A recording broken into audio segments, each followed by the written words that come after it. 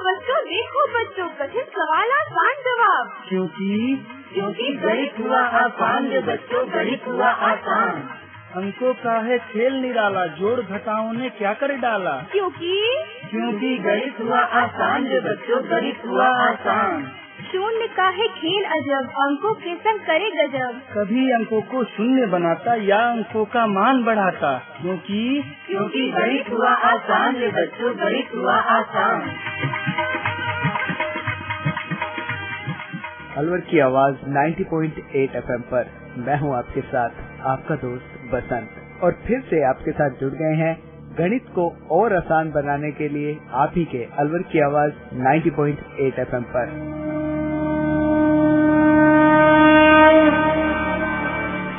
गणित हुआ आसान के इस अंक में आज हम आपको लेके चलेंगे राजकीय उच्च माध्यमिक विद्यालय देसुला में। और वहाँ पर हमने बच्चों के साथ में जाना कि क्या होते हैं 2 वेरिएबल लीनियर इक्वेशन, यानी कि 2 चर वाले रैखिक समीकरण कौन से होते हैं और उनको किन किन विधियों से हल किया जाता है। और इसके बारे में जानकारी दे रहे हैं IIT अलवर के असिस्टेंट प्रोफेसर धीरेन्द्र सिंह और राजकीय उच्च माध्यमिक विद्यालय यानी कि गणित के प्राध्यापक प्रमोद कुमार गुप्ता। और उनके साथ में हैं हमारे राजकीय उच्च माध्यमिक विद्यालय देसुला के कुछ छात्र। तो चलिए जानते हैं क्या होते हैं 2 वेरिएबल लीनियर इक्वेशन, यानी कि 2 चर वाले रैखिक समीकरण कौन से होते हैं, उनको किस तरह से हम हल कर सकते हैं। तो चलिए चलते हैं राजकीय उच्च माध्यमिक विद्यालय देसुला।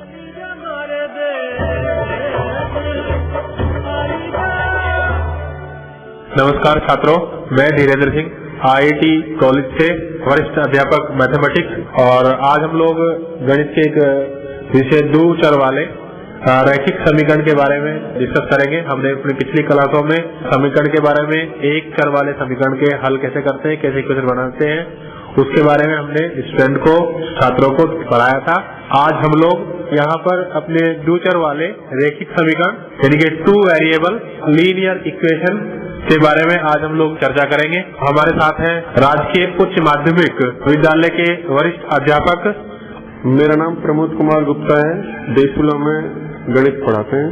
17 साल से मैं इस डिपार्टमेंट में हूँ। 3 स्कूलों में कार्य कर चुका हूँ, तीनों ही स्कूल सीनियर स्कूल हैं। अभी आपको गणित विषय में समीकरणों के बारे में बताया जाएगा कि समीकरण क्या काम आते हैं, कि क्यों पढ़ाए जाते हैं जीवन में, सामाजिक जीवन में अपने में क्या काम आएंगे ये, और किस तरीके से इनको हल किया जाता है। इससे पूर्व की क्लासों में आपने 1 चर राशि वाले समीकरण पढ़े थे, जिनका हल आपने बड़े अच्छे ढंग से 8वीं क्लास तक किया है। 9वीं क्लास के अंदर हमारे पास में जो समीकरण आते हैं वो 2 चर वाले समीकरण आते हैं। 2 चर का मतलब है कि एक कोई भी वेरिएबल हो, यदि उसको हम वैल्यू रखते हैं, उसकी कम या ज्यादा जैसे जैसे हम घटाएंगे या बढ़ाएंगे तो दूसरे वेरिएबल की वैल्यू भी वैसे ही से घटेगी या बढ़ेगी। अच्छा बच्चों, सर ने जो टॉपिक बताया आप उसके विषय के बारे में हम सर आपसे डिस्कस करेंगे, हम उसके बारे में आपको बताएंगे। इससे पहले एक आपका संक्षिप्त परिचय लेते हैं। मेरा नाम हेमा जहांगीर है और मैं राजकीय उच्च माध्यमिक विद्यालय में पढ़ती हूँ और गांव देसुला है। मेरा नाम दीना जहांगीर है और राजकीय उच्च माध्यमिक विद्यालय में पढ़ती हूँ और देसुला गाँव में। मेरा नाम देसराज पांचाल है, मैं राजकीय उच्च माध्यमिक विद्यालय स्कूल में पढ़ता हूँ, मेरा गाँव देसुला है। मेरा नाम सुरेश है, मैं राजकीय उच्च माध्यमिक विद्यालय पढ़ता हूँ, मेरा गाँव देसुला। मेरा नाम विपिन जाटव है, मैं राजकीय उच्च माध्यमिक विद्यालय में पढ़ता हूँ, गाँव का नाम देसुला है। मेरा नाम विष्णु है, मैं राजकीय उच्च माध्यमिक विद्यालय में पढ़ता हूँ, मेरा गाँव का नाम देसुला है। मेरा नाम समीम खान है, मैं राजकीय उच्च माध्यमिक विद्यालय में पढ़ता हूँ, मेरा गाँव का नाम है डेरी। मेरा नाम दीपक यादव है, मैं राजकीय उच्च माध्यमिक विद्यालय देसुला में पढ़ता हूँ और मेरा गाँव का नाम देसुला। मेरा नाम पिंटू शर्मा है, मैं राजकीय उच्च माध्यमिक विद्यालय में पढ़ता हूँ, देसुला गाँव। मेरा नाम प्रमोद पांचाल है, स्कूल राजकीय उच्च माध्यमिक विद्यालय में पढ़ता हूँ, गाँव देसुला। मेरा नाम निशांत पांचाल, राजकीय उच्च माध्यमिक विद्यालय में पढ़ता हूँ, गाँव देसुला। मेरा नाम पुष्पेंद्र है, मैं राजकीय उच्च माध्यमिक विद्यालय में पढ़ता हूँ, गाँव देसुला। हाँ तो बच्चों, आज हम लोग द्विघात समीकरण कैसे बनाते हैं, कैसे उसको हल करते हैं, सर आपको बताएंगे। सर ने एक उदाहरण लिया है 2x + 3y = 5, जो पहली इक्वेशन है, और दूसरी समीकरण है हमारे 3x + 2y = 7। हमारे एक्सपर्ट जो है अभी आपको इसके बारे में बताएंगे, करेंगे। सबसे पहले तो मैं बता दूं समीकरण क्या होता है, किस काम आता है। समीकरण का मतलब होता है कि एक तराजू की तरह, जिस तरीके तराजू में जब भी हम कोई सामान को रखते हैं, एक तरफ हमारे बांट होते हैं, एक तरफ हमारा सामान होता है। तो जो वेरिएबल से जो चर राशि मानते हैं हम, एक्स वाई जो भी इसमें मानते हैं, वो होते हैं बांट, और जो उसकी वैल्यू होती है, जो मान रखते हैं हम, वो होता है सामान की तरह। दोनों चीजें जब भी बराबर होंगी तभी वो समीकरण कहलाएगा। यदि दोनों की मात्रा बराबर नहीं है तो वो समीकरण नहीं कहलाएगा। सबसे पहले आपने पिछली क्लास में एक चर राशि वाला समीकरण पढ़ा था। उस एक चर राशि वाले समीकरण में एक चर होता था, मान लो कोई एक्स वाई या जैसे भी होता था, उसके अंदर हम पक्षांतरण करके और उस एक चर का मान निकाल लिया करते थे। नवी क्लास के अंदर आपके यहाँ पर एक चर राशि से अगली स्टेप दो चर राशि वाले समीकरण है कि हम दो चर राशि वाले भी समीकरण दिए हुए हैं तो उनको हल कैसे करेंगे। दो चर राशि वाले समीकरणों को हल करने के लिए दो तरीके हैं, या तो हम एक तरीके से ग्राफ से हल करें या इनको गुणा भाग करके और मेथड से इसको हल करें। सबसे पहले हम समीकरणों को एक तरफ लिख लेते हैं, उसके बाद देखते हैं इन दोनों समीकरणों में से किसी भी एक चर का यानी कि वेरिएबल को समान बनाना होता है। वो समान हम यदि है ऑलरेडी पहले से ही, जब तो हम उसको हल कर लेंगे, नहीं है तो उस समीकरणों को, दोनों समीकरणों को किसी भी अंक से गुणा करके और उस चर को सबसे पहले समान बनाया जाएगा। जैसे इसके अंदर 2x + 3y = 5 पहली समीकरण में, दूसरी समीकरण में 3x + 2y = अब ना तो इसमें x वेरिएबल जो चर राशि दी वो समान है और ना ही जो y दिया हुआ है वो समान है। इन दोनों को समान करने के लिए पहली समीकरण को यदि हम 3 से गुणा करें और दूसरी समीकरण को 2 से गुणा करें, तब ये दोनों x जो हमारी जो चर राशि दी हुई है वो समान हो सकती है। तो देख लो, आप बताओ, इसको गुणा करके नहीं, देखो पहली समीकरण को 3 से गुणा किया तो ये बदल करके किस रूप में आ गई, +9y = 15। दूसरी समीकरणों को 2 से मल्टीप्लाई किया तो कितना आ गया, ये 6x + 4y = 14। अब इन दोनों समीकरणों को हम हल कर लेंगे। हल करने का मतलब ये होता है, यदि हमारे ऊपर नीचे जो वेरिएबल्स हैं वो कट रहे हैं तो काट दो, नहीं तो नीचे वाली समीकरण के साइन चेंज करके और उसको हम काट सकते हैं। एक वेरिएबल को रिमूव करना पड़ेगा ना, जब भी हम दूसरे वेरिएबल की वैल्यू निकाल सकते हैं। तो एक वेरिएबल को रिमूव करने के लिए हमने क्या किया, इसके साइन बदल दिए, नीचे वाली समीकरण के साइन चेंज कर देते हैं। इसको करने के बाद में एक वेरिएबल यहाँ पर हमारा ये रिमूव हो जाता है और दूसरा वेरिएबल केवल बचता है, उसको हम घटा करके लिख देंगे। तो y का मान हमारे पास क्या आ जाएगा, 1/5। इस तरीके से एक वेरिएबल की वैल्यू हमारे पास में आ जाएगी। इसी तरीके से इस y की वैल्यू दोनों जो समीकरण ऊपर दी हुई है, इन समीकरणों में से किसी एक में रखने के बाद दूसरे वेरिएबल जो x है उसकी वैल्यू भी हम निकाल सकते हैं। ये तो एक दो चर राशि वाले समीकरणों का एक पैटर्न हुआ कि इस तरीके से हम इनको हल कर सकते हैं। लेकिन क्योंकि हमारे कोर्स में इसका जो दिया हुआ है वो लेखा चित्र के रूप में उपयोग करके दिया हुआ है कि लेखा चित्र में इसका उपयोग कैसे करते हैं। लेखा चित्र के अंदर इन समीकरणों को हल कैसे करेंगे। y की वैल्यू पहले वाले समीकरण में रखने पर इसको हल करेंगे। 2x + 3y की वैल्यू 1/5 = 5। इसको हल कर लो, 2x + 3/5 = अब इस पूरे समीकरण का 5 हम क्या ले लेंगे, लघुत्तम। इसका 5 लघुत्तम लेने के बाद में जो ये 5 है वो रिमूव हो जाएगा और हमारे पास में लीनियर इक्वेशन बच जाएगी। 10x + 3 = 25। 10x = 25 - 3, 10x = 22 और x = 22/10। इसको 2 से काट दो, 11/5। इस तरीके से x और y दोनों वेरिएबलों की वैल्यू हमारे पास में आ जाती है। एक जो सीधा सिंपल तरीका होता है, एक तो ये होता है द्विचर राशि वाले समीकरणों का हल करने का।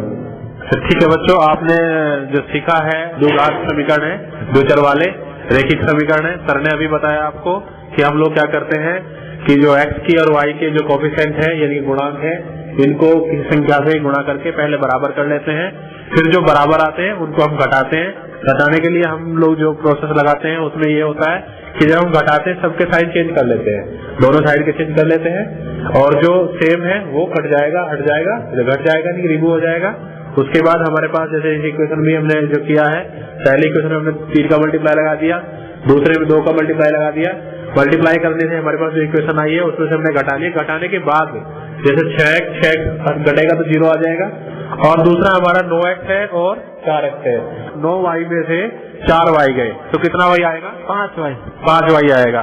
ठीक है, 9x में से 4y कितना y आएगा? 5y। कितना y आएगा आप बताइए? 5y आएगा। तो 5y आया। 5y के बाद अब बताइए 15 में से 14 जाएंगे, कितना बचेगा? 5 उधर है, देखो 15 में से 14 जाएगा, एक बचेगा, एक बचेगा। तो इधर है आपके पास 5y, इधर आपके पास 5y है। अच्छा, 5y के बराबर कितना है? y बराबर 1/5। हाँ, तो हम क्या करते हैं, y का साइड चेंज कर देंगे, मतलब उसकी साइड चेंज करेंगे। तो इधर जो y है वो किसमें है? एक में। हाँ यार, गुणा में है ना। अब जब साइड चेंज होगा तो किसमें चला जाएगा? लघुत्तम में। हाँ, जब लघुत्तम में नहीं, किसमें जाएगा? गुणा में। गुणा में जाएगा या गुणा में जाएगा या बटे में? हाँ, बटे में, राइट। हाँ, गुणा में नहीं जाएगा बल्कि बटे में जाएगा, यानी कि डिवाइड में जाएगा। तो इधर बताइए y का वैल्यू कितना आ जाएगा? 5। y का वैल्यू 1/5। हाँ, 1/5। तो y का वैल्यू आ जाएगा 1/5, यानी कि इधर जो 5 है y के साथ जो कोफिशिएंट है 5 यानी गुणा में है, और उधर साइड चेंज करने के बाद ही आ जाएगा बटे में आ जाएगा। तो y का वैल्यू आया आपका 1/5। अब सर ने बताया आपको कि 1/5 जैसे y का वैल्यू आ जाता है। अब हम दूसरे पद का वैल्यू निकालते हैं। तो आप बताइए दूसरे पद वैल्यू के लिए हम क्या करेंगे, यानी कि x का वैल्यू निकालने के लिए हम अब क्या करेंगे? पहले तो हम इनका लघुत्तम ले लेंगे। तो लघुत्तम ले लेंगे। लघुत्तम 5 आता है, तो अब लघुत्तम नीचे वाली संख्या हम भाग। पहले हम क्या करेंगे, y का वैल्यू किसी दो में से किसी एक समीकरण में रखेंगे, है ना। जैसे सर ने बताया हमें कि हम पहले y का वैल्यू किसी एक समीकरण में रखेंगे। तो आपके पास कितनी इक्वेशन है, कितने समीकरण आपके पास? 2 समीकरण है आपके पास? 2। हाँ, आपके पास 2 समीकरण है। तो हम y का वैल्यू एक समीकरण में या तो 1 में रख देंगे या 2 में रख देंगे। तो हमने क्या किया, 1 में समीकरण में रख दिया, 1 में हमने y का वैल्यू रखा। देखिए 2x जमा 3y। अब y का मान कितना है? y का मान कितना है? 3y। y का मान बताइए कितना है, आप बताइए। y बराबर 5। y बराबर नहीं, 1/5। 1/5। हाँ, y का वैल्यू है 1/5। तो 1/5 हमने उस समीकरण में 1 में रखा, तो कितना रखा? 2x जमा 3 गुणा 1/5 बराबर 5, यानी कि 2x जमा 3y 3/5 इक्वल टू 5। हमने क्या किया, इनको पक्षांतरण करके हल किया। हल करने के बाद x का वैल्यू हमारे पास आया 11/5। तो इस तरीके से हमने सीखा कि हमारी जो द्विघात समीकरण है जो पेयर में दी गई है उसमें दोनों का वैल्यू हमने हल करना सीख लिया, जिसमें a का वैल्यू x बराबर 11/5 और y का वैल्यू 1/5 आया। अब हम लोग दूसरे मेथड से इसको हल करते हैं, ग्राफ से कैसे हल करते हैं उसको सीखेंगे। एक दूसरी विधि है जो द्विचर राशि वाले समीकरणों के काम में आती है, वो है ग्राफ से, कि किस तरीके से ग्राफ के अंदर इसका उपयोग किया जाता है। ग्राफ सबसे आसान तरीका है पढ़ने का। 2 वस्तुओं में या 2 राशियों में उनका वैल्यू को दर्शाने का सबसे अच्छा तरीका है। उन दोनों में दोनों को कंपेयर करने के लिए सबसे अच्छा तरीका क्या है? ग्राफ। कि 2 यदि वेरिएबलों की वैल्यू हमें बतानी है कि कौन सी ज्यादा, कौन सी कम हो रही है, कौन सी ज्यादा हो रही है। आपने देखा होगा कि जब भी हमने मान लो 2-4 वस्तुएं ली हैं, बाजार गए, 2-4 वस्तुएं खरीदी, उन वस्तुओं को खरीदने में जैसे जैसे हमारे दाम पिछली बार के मुकाबले इस साल बढ़ गए, तो टोटल जो हम लेंगे रुपया वो भी हमारा खर्च अपने आप बढ़ जाएगा। तो इसको दिखाने के लिए सबसे अच्छा तरीका होता है ग्राफ, कि किस तरीके से ग्राफ, जिस तरीके जनसंख्या प्रति वर्ष बढ़ती है उसको किस तरीके से दिखाया जाता है, वो भी ग्राफ के द्वारा दिखाया जाता है। प्रति वर्ष मुद्रास्फीति है, खर्चे हैं, देश का मूल्य सूचकांक है, इस तरीके दिखाने के लिए किस में आता है, सब ग्राफ के। दो चर राशि वाले जो समीकरण है, इनके अंदर जब भी हम एक राशि का एक चर की वैल्यू बढ़ाएंगे तो दूसरे चर की वैल्यू अपने आप उसके वेरी करेगी, उसके अनुसार बदलती रहेगी। और एक ये निश्चित पैटर्न होता है दोनों में, यदि एक की वैल्यू हमने चेंज करी या बदली तो दूसरे वेरिएबल की वैल्यू भी उसी के अनुरूप अपने आप ही बदलती जाएगी। इसको दिखाने के लिए हम क्या करते हैं, इस समीकरण के अंदर किसी भी एक वेरिएबल का मान हम रखना शुरू कर देते हैं, तो दूसरे वेरिएबल का मान आता हुआ चला जाता है। एक कोई स्टैंडर्ड मान लेते हैं हम कि मान लो x की वैल्यू हम यहाँ पर, इसकी x की वैल्यू हम कुछ भी रखते जाते हैं। मान लो सबसे पहले हमने x की वैल्यू रख दी इसमें 0। यदि हम यहाँ x की वैल्यू 0 रखते हैं तो 2 मल्टीप्लाई 0 प्लस 3y बराबर 5, ठीक है ना। इसलिए ये तो 0 हो गया, प्लस 3y बराबर 5, यानी कि y बराबर 5/3। तो y की वैल्यू यहाँ क्या आएगी, 5/3 आएगी, ये वाली वैल्यू। इसी तरीके से यदि इस x में ऐसी कोई वैल्यू, ग्राफ के हिसाब से हमें क्या रखना होता है कि वैल्यू ऐसी आए जिसको कि हम मान सकें, पैमाना मानने में आसानी हो, इस तरीके की वैल्यू रखनी चाहिए। तो इसकी दूसरी x की वैल्यू हम दूसरी रखते हैं यहाँ पर। यदि x की वैल्यू हम यहाँ पर 1 रखते हैं, ठीक है, x की वैल्यू अब हमने क्या रखी 1, इसको फिर 2 गुणा 1 प्लस 3y बराबर 5। अब क्या होगा कि इस समीकरण को हल करने के लिए पक्षांतरण करेंगे। इसको पक्षांतरण करने पर 3y बराबर 5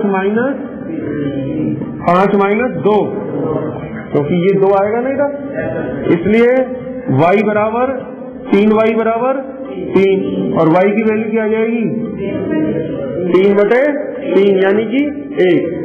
तो x की वैल्यू 1 रखी तो y की वैल्यू भी कितनी आ गई, 1 आ गई।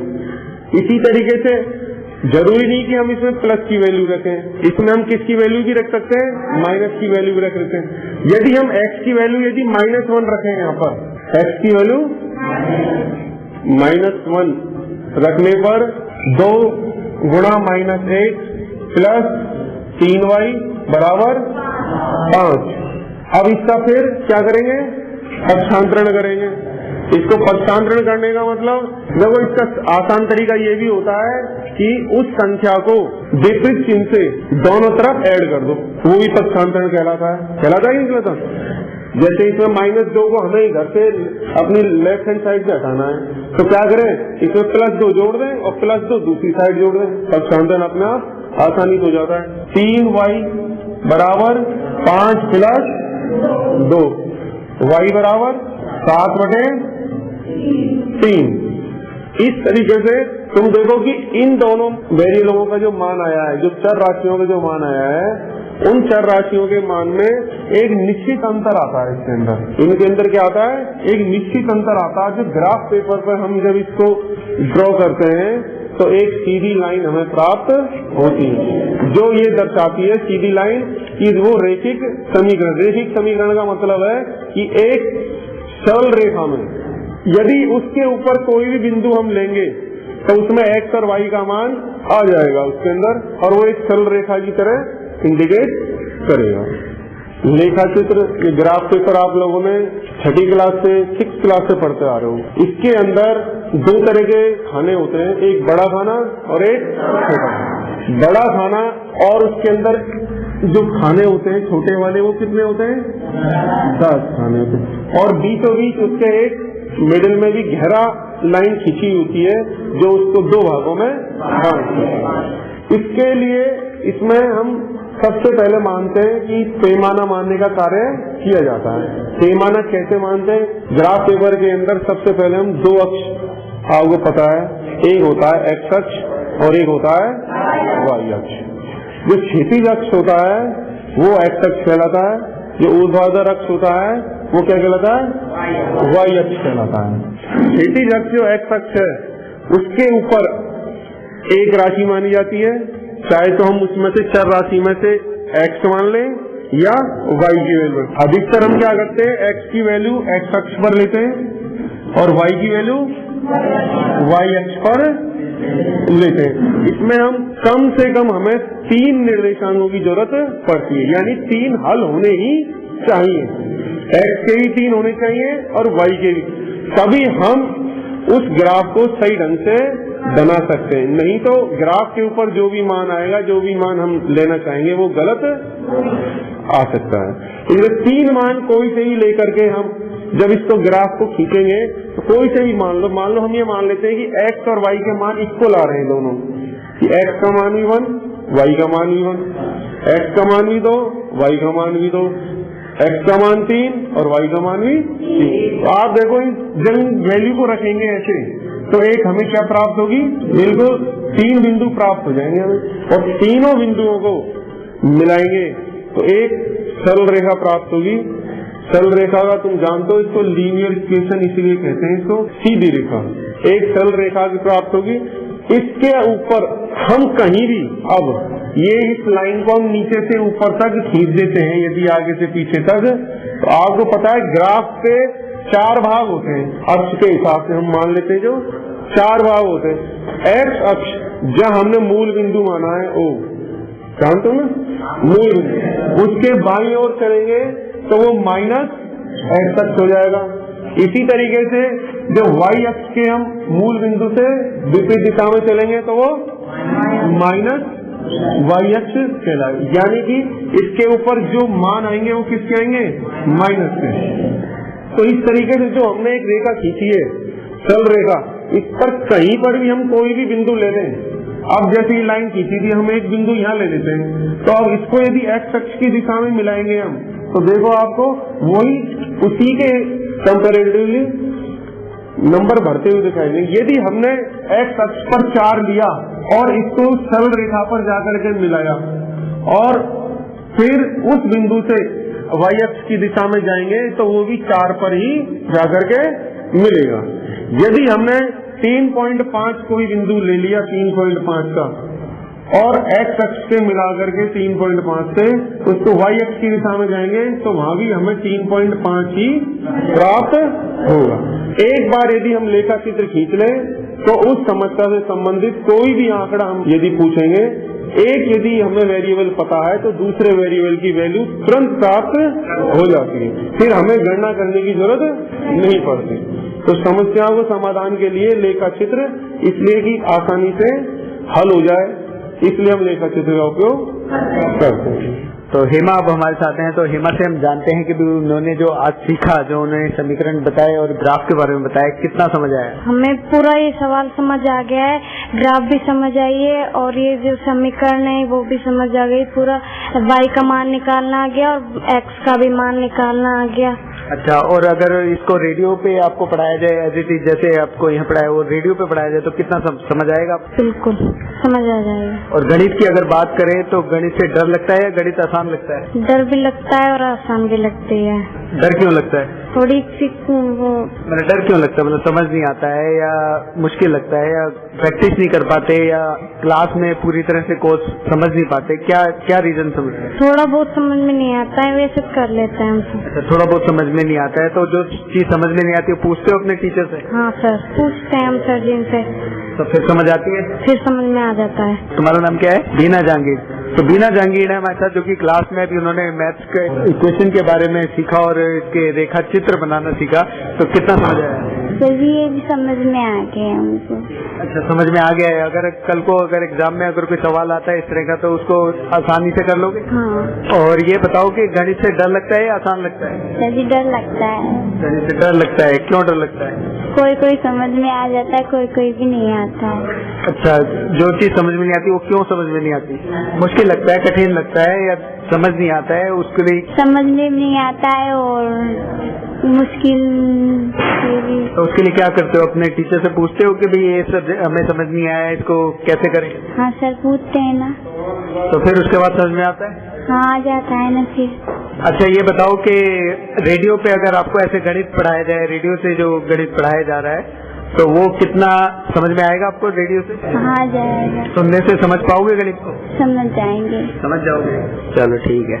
सर पंचाल से जानते हैं कि गणित उनको आसान लगता है मुश्किल लगता है? गणित मेरी फेवरेट विषय है और इसमें मेरे सबसे ज्यादा अच्छे नंबर आते हैं। अच्छा, गणित में सबसे ज्यादा नंबर आते हैं। तो उन बच्चों के लिए क्या कहना चाहोगे जिनको गणित बहुत लगता है? गणित की हमेशा हमें प्रैक्टिस करनी चाहिए। गणित ही ऐसी विषय है जो हमें ज्यादा नंबर ला सकते हैं, स्कोरिंग सब्जेक्ट है और हमें इसकी हरदम प्रैक्टिस करनी चाहिए, जभी मैथ हमारे दिमाग में बैठती है। तो आपने बिल्कुल सही बताया कि इसकी प्रैक्टिस करनी चाहिए और सबसे स्कोरिंग सब्जेक्ट होता है, क्योंकि आपने इसमें अगर इक्वेशन आसान से करी है तो आपको पूरे नंबर मिलते हैं। तो उन बच्चों के लिए क्या कहना चाहोगे जिनको गणित से डर लगता है? गणित हमें जरूर पढ़नी चाहिए और हमें नहीं आती तो फिर अपने बड़े या सर्दियों से पूछ लेना चाहिए और गणित अवश्य पढ़नी चाहिए। और ये बताओ कि रेडियो से अगर गणित पढ़ाई जाए तो क्या समझ में आएगी? हाँ, गणित सुनते भी हैं और समझ में भी आती है और वैसे खूब समझ में आ जाएगी। ठीक। गणित थोड़ी कठिन लगती है। थोड़ी कठिन लगती है, ज्यादा नहीं लगती? हाँ। अच्छा, तो थोड़ी कठिन में क्या कठिन लगता है गणित में?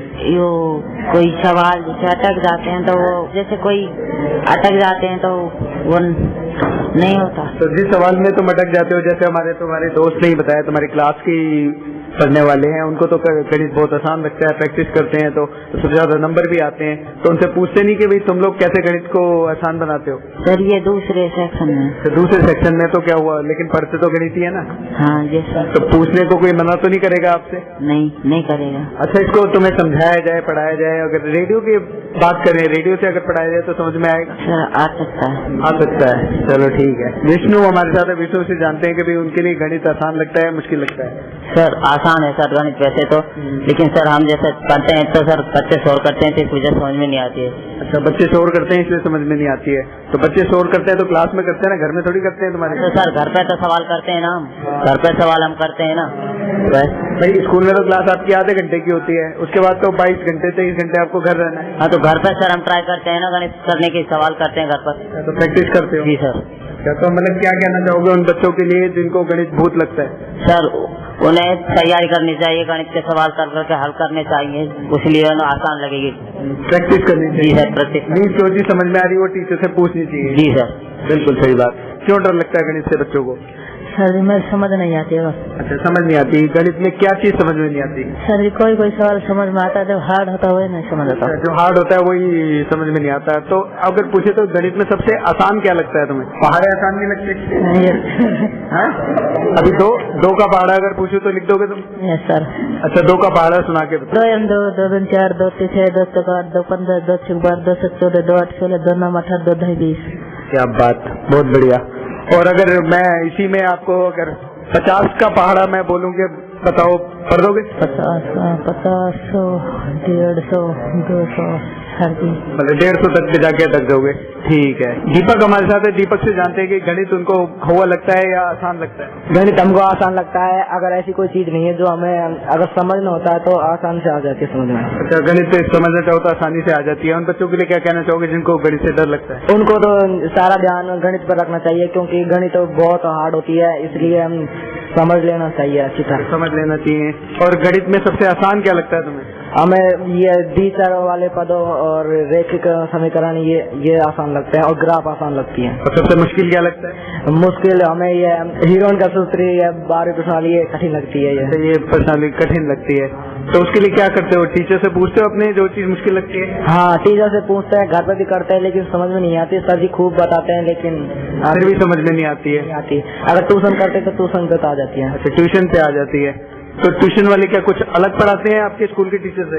नहीं, वो शॉर्टकट में बताते हैं और सर ये थोड़े बड़े कराते हैं। अच्छा, शॉर्टकट मेथड में आप चाहते हैं कि अभी शॉर्टकट मेथड में आपको बताए जाए गणित के, तब आपको आसानी से समझ में आ जाती है। चलिए ठीक है। तो पिंटू शर्मा से जानते हैं कि गणित उनको आसान लगती है मुश्किल लगती है?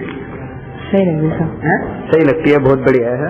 सही मतलब सही किस सेंस में सही लगती है? मतलब मुश्किल क्या लगता है गणित में? मुश्किल सर ये हीरोन का सूत्र मुश्किल लगता है। अच्छा, और सबसे आसान क्या लगता है गणित? ग्राफ और द्विचर वाले में। अच्छा, समीकरण बहुत आसान लगते हैं। चलो आगे बढ़ते हैं। क्या नाम है तुम्हारा? प्रमोद पांचाल। प्रमोद पांचाल बताएंगे कि भी गणित उनको कैसा लगता है? गणित हमको सही लगता है और हमारे अच्छे नंबर भी आते हैं, उसमें कभी कभी रह जाते हैं। कभी कभी रह जाते हैं। तो गणित से ये बताओ कि बच्चों को डर क्यों लगता है? सर ये कुछ तो समझते नहीं, जो सर जी समझाते हैं तो उनको हल्ला मचाने में, डोलने में, इधर उधर करने में रहते हैं। मतलब ध्यान नहीं देते? ध्यान नहीं देते, और जो ध्यान देता है उनको बहुत समझ में आती है। और मुझे एक बात बताओ, क्लास कितनी अटेंड करते हो गणित की? कितने बच्चे मतलब क्लास में, मैथ्स की क्लास में रेगुलर अटेंड करते हैं? हम कम से कम 10-15 बालक हैं जो रोज पढ़ते हैं क्लास में। अच्छा। और सर जी समझाते हैं जो। और वो कितने बालक हैं जो रोज क्लास में नहीं आते? अरे आधे से ज्यादा नहीं आते, जो 55 बच्चे हैं उनमें से आधे तो घर पर ही रह जाते हैं और आते नहीं, और जो आते हैं आधे ऊपर घूमने चले जाते हैं और डोलते हैं। तो आते क्यों नहीं है मतलब घर से क्लास करने के लिए? अब ये तो हमको भी नहीं पता। अच्छा, ये तुम्हें नहीं पता, बताते नहीं है मतलब? हाँ। निशांत पांचाल। निशांत पांचाल बताएंगे कि गणित से उन्हें डर लगता है या आसान लगता है? गणित एक तरह से डर भी लगता है और आसान भी। जिसके समझ में नहीं आती उसको तो डर ही लगता है, जिसके समझ में आ जाती है उसको कुछ डर नहीं लगता। तो आज जो सीखा तुमने वो समझ में आया तुम्हें? हाँ बिल्कुल आया। समीकरण के बारे में आपको समझ में आया, और जो ये आपको ग्राफ के बारे में बताया, ग्राफ समझ आया? हाँ नहीं, ग्राफ आया था, आता है ग्राफ समझ में, पर करने में जितना ये हार्ड लगता है उतना है नहीं। जितना इसे सोचते हैं उतना ही बहुत सॉफ्ट, बहुत नरम होता है ये ग्राफ। तो अगर जैसे रेडियो पे अगर ये गणित आपको पढ़ाया जाए तो समझ में आएगा? बिल्कुल समझ में आएगा। सुनते हो रेडियो पे? हाँ सुबह। अच्छा, सुबह सुनते हो। तो अभी तक जितना आपने रेडियो से पढ़ा गणित, उसमें कुछ चैप्टर जो हैं, जो सब्जेक्ट जो हैं, समझ में आया? हाँ कुछ आए थे कि जो भी सर कराते हैं वो और भी टेक्निक से कराते हैं, वो और भी अच्छा करवा देते हैं, पर रेडियो पर भी सही समझ में आता, पूरा एकदम खुला समझ में आता है, एकदम शॉर्ट में, और बहुत वो अच्छा पढ़ाते हैं, बहुत ही अत्यंत उससे करते हैं प्रैक्टिस। उसके अंदर बताएंगे कि गणित आसान लगता है, मुश्किल लगता है? थोड़ा मुश्किल भी लगता है। अच्छा, तो क्यों मुश्किल लगता है? वो सवाल कभी कभी समझ में नहीं आता। अच्छा, कभी कभी मतलब सवाल समझ में नहीं आते, तो क्यों समझ में नहीं आते? ज्यादा कठिन लगते हैं? कौन सी कुछ सब्जेक्ट आपको सबसे कठिन लगता है मैथ में? दूसरी प्रश्नावली। दूसरी प्रश्नावली। अच्छा, तो वो उसके लिए क्या कर रहे हो? मतलब अपने टीचर से पूछते हो कि भी उसको आसान कैसे किया जाए? सर पूछते हैं टीचर से, तो फिर भी समझ नहीं आती? फिर आ जाती है। फिर आ जाती है। तो अगर रेडियो के जरिए आपको गणित पढ़ाया जाए तो क्या लगता है कि समझ में आएगा? बिल्कुल आएगा। बिल्कुल आएगा। और उन बच्चों के लिए क्या कहना चाहोगे जिनको गणित से डर लगता है? उनसे मैं ये कहना चाहूंगा कि उनको भी गणित पढ़नी चाहिए, और अगर समझ में ना आए तो अपने बड़ों से, सहपाठियों से और टीचर से पूछें।